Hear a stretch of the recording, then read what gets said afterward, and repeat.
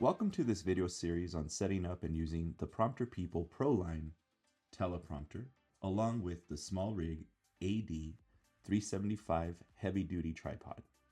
In this first video, we're unboxing the equipment and taking a look at everything that comes in the box. Let's get started. Once you open the box, you'll find several key components.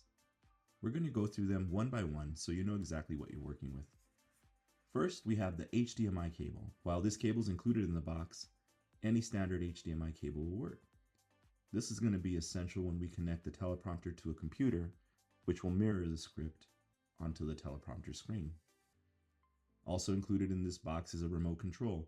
This is used to adjust the monitor settings on the teleprompter, like brightness, contrast, and flipping the display if needed.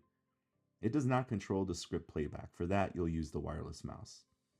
Next, we have the XLR power source. This is what powers the teleprompter. It's important to connect it properly to avoid any interruptions during use. Next, we have the adjustable support arm. This piece is used to hold the camera behind the reflective teleprompter screen.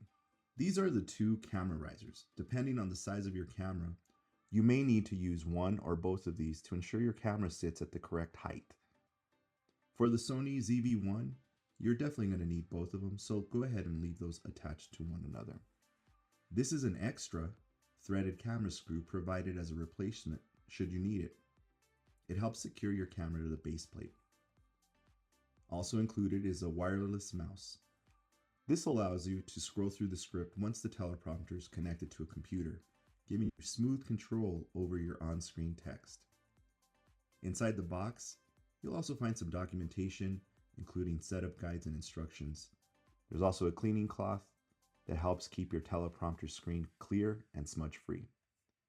And finally, there's the main teleprompter unit. This is where everything comes together. In the next videos, we'll walk you through assembling the teleprompter, attaching it to the tripod, connecting it to power, and setting it up for use with your computer.